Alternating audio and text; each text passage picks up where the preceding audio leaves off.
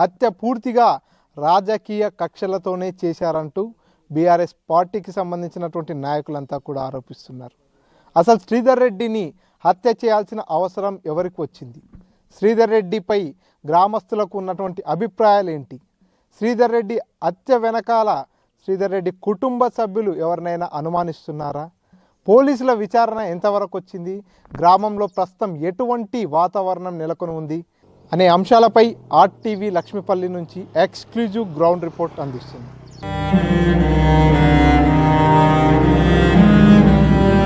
మమ్మల్ని అనుకుని ఎవరు ఆదుకుంటారు సార్?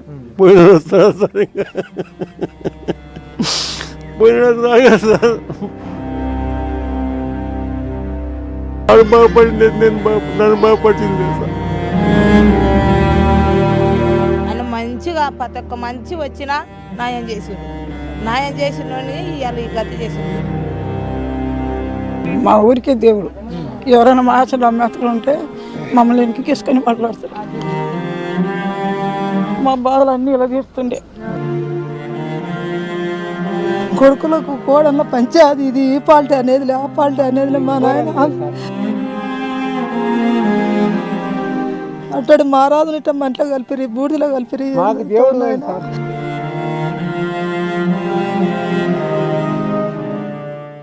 కొల్లాపూర్ నియోజకవర్గంలో నిన్న జరిగినటువంటి శ్రీధర్ రెడ్డి హత్య కేసు జిల్లా వ్యాప్తంగా కూడా పెను దుమారం లేపుతున్నటువంటి పరిస్థితి.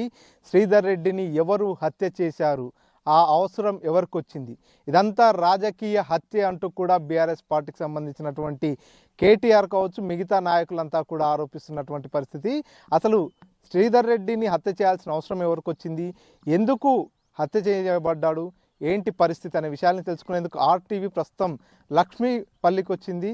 ప్రస్తుతం మనం శ్రీధర్ రెడ్డి సొంత గ్రామమైనటువంటి విలేజ్లో ఉన్నాం. ప్రస్తుతం శ్రీధర్ రెడ్డి ఎక్కడైతే హత్య చేయబడ్డాడో అదే స్పాట్లో ఉన్నాం. ఎగ్జాక్ట్గా మనం చూస్తున్నటువంటి ఈ ప్రాంతంలోనే ఇక్కడే నిన్న రాత్రి సమయంలో శ్రీధర్ రెడ్డి మంచం వేసుకొని ఇక్కడ ఒంటరిగా నిద్రిస్తున్న సమయంలోనే కొంతమంది దుండగులు వచ్చి అతి దారుణంగా, అత్యంత కిరాతకంగా శ్రీధర్ రెడ్డిని ఇక్కడే నరికి చంపి పారిపోయినటువంటి పరిస్థితి చాలా క్లియర్గా మనం ఏదైతే ఇక్కడ బండ చూస్తున్నామో ఈ బండ దగ్గరే పూర్తిగా శ్రీధర్ రెడ్డి మంచం వేసుకొని పడుకున్నాడు. శ్రీధర్ రెడ్డిని హత్య చేసిన సమయంలో రక్తం అంతా కూడా ఇక్కడ పడిన నేపథ్యంలో ఆ రక్తం ఆనవాళ్ళు కానీ ఆ రక్తంకి సంబంధించి ఎటువంటి డిస్టర్బెన్స్ జరగకుండా ఉండేందుకు పోలీసులు కూడా ఇక్కడికి వచ్చి పంచనామా నిర్వహించిన తర్వాత ఇదంతా క్లీన్ చేసేసి ఒక బండరాయిని కూడా ఇక్కడ పెట్టినటువంటి పరిస్థితి చూస్తున్నాం. ఈ గ్రామంలో పూర్తిగా గ్రామానికి కొంత డెడ్ ఎండ్లోనే ఈ ప్రాంతం ఉంది. దీన్ని కొంత కళ్ళంగా కూడా వాళ్ళు ఉపయోగించుకుంటున్నట్టుగా మనకు తెలుస్తుంది. సో శ్రీధర్ రెడ్డి నిత్యం రెగ్యులర్గా వేసవి కాలం కాబట్టి చల్లటి అట్మాస్ఫియర్ ఉంటుందంటూ కూడా ఇక్కడే నిద్రిస్తున్నటువంటి పరిస్థితి. ఈ నేపథ్యంలోనే శ్రీధర్ రెడ్డి ఇక్కడ పడుకొని నిద్రపోతున్న సమయంలోనే కొంతమంది వ్యక్తులు వచ్చి శ్రీధర్ రెడ్డిపై అటాక్ చేశారు. అటాక్ చేసి చంపేసి వెళ్ళిపోయినటువంటి పరిస్థితి. చుట్టూరా కూడా ఇళ్ళున్నాయి, ఇళ్లకు సమీపంలోనే ఉంది. అంతా పూర్తిగా గ్రామానికి దూరంగా కానీ నిర్మానుష్య ప్రాంతం కూడా కాదు. ఇళ్ళ పక్కనే ఉన్నప్పటికీ కూడా ఎవ్వరూ కూడా ఆ సమయంలో గమనించలేదంటే వాళ్ళంతా కూడా ఒక పక్కా ప్లాన్గా ఇక్కడికి వచ్చినట్టుగా తెలుస్తుంది. ఇక్కడికి వచ్చి శ్రీధర్ రెడ్డిని హత్య చేసిన తర్వాత మరుసటి రోజు తెల్లవారుజామున కొంతమంది చుట్టుపక్కల వాళ్ళంతా కూడా ఇక్కడ నుంచి తిరుగుతుంటే గమనించారు శ్రీధర్ రెడ్డి రక్తపు మడుగులో పడి ఉన్నటువంటి విషయాన్ని.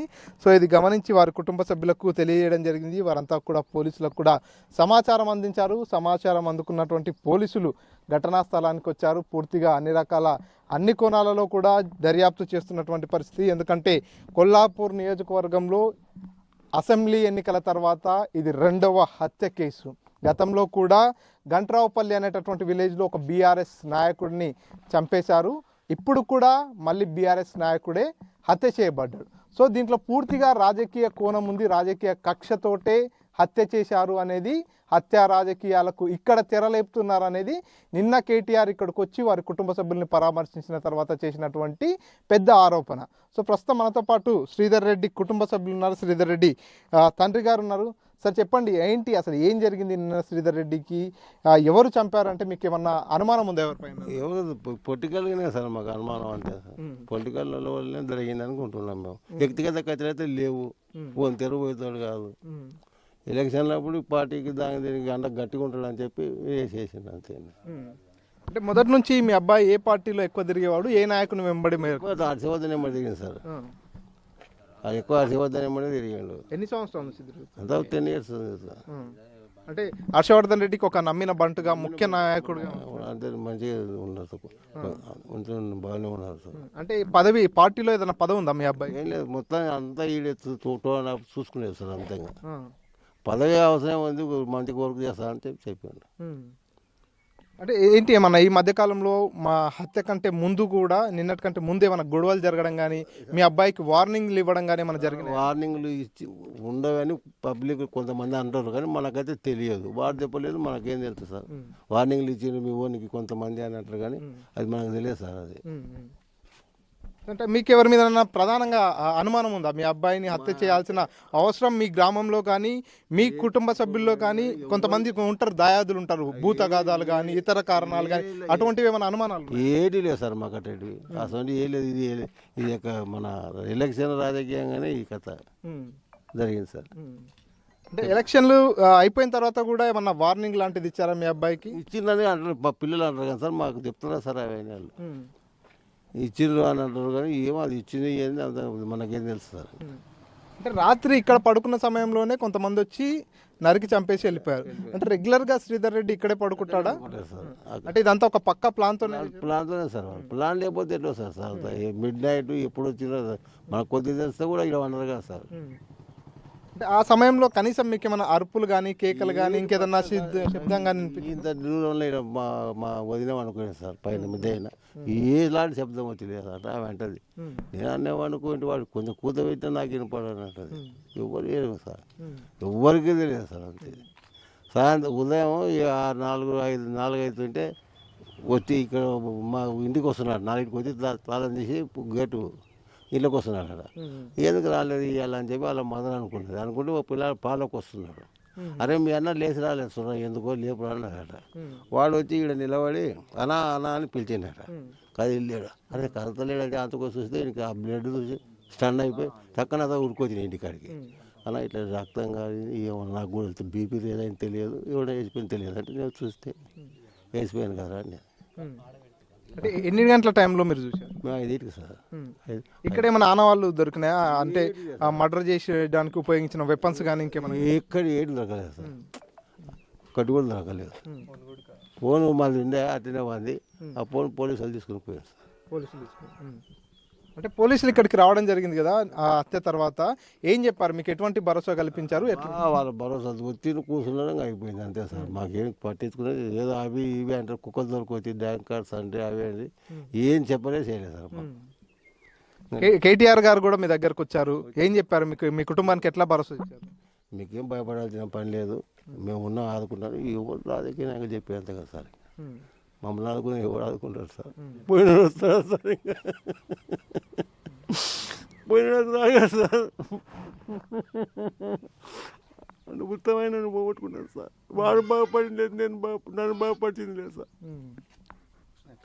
తినే నెల్లు ఖర్చు పెట్టా సార్. ఇప్పుడు నాకు బాధ ఏమో కదా సార్. అంటే పెళ్లి కూడా చేసుకోలేదు శ్రీధర్ రెడ్డి అని చెప్పి తెలుస్తుంది. ఎందుకంటే మొదటి నుంచి రాజకీయ జీవితం, ప్రజా జీవితం కోసం. లేదు సార్, అంతా రాజకీయం చేద్దాం 10 ఏళ్ళ సంది తిరిగింది అసలు. అది లేదు సార్. ఇప్పుడు కూడా సార్ రెగ్యులర్ రాజకీయం లేదు సార్. వ్యవసాయం ఉంది, మాకు వ్యవసాయం చేసుకుంటూ ఉంటుండే. ఎప్పుడైతే పిలిచినప్పుడు పోతుండే చేసేది. అంతేకంటే ఏంటంటే దేనికి పోయినా ఆ నాయకులకు కొంచెం మంచి ఇంపార్టెంట్గా మంచి కోవర్కర్లు అని చెప్పి వాళ్ళకి రెస్పెక్ట్ ఇచ్చేది అంతే. నమ్మకమైన వ్యక్తి అని చెప్పి అట్లా. అది ఆ చదువుతానికి ఫుల్గా నమ్మకం కలిగింది, కరెక్ట్ వర్క్ చేస్తుంది పాపం అని చెప్పి అంతే సార్, ఉండేది ఏం లేదు. అంటే ఇటీవల కాలంలో చాలా పార్టీ మార్పులు చేర్పులు కూడా జరగడం జరిగింది. బీఆర్ఎస్ పార్టీలో మీ అబ్బాయి కీలక పాత్ర పోషిస్తుంటే కాంగ్రెస్లోకి రావాలనేటటువంటి ఇన్విటేషన్ ఏమైనా వచ్చిందని అంటున్నారు సార్, మనకైతే తెలియదు. మాకు చెప్తారా సార్ అవన్నీ?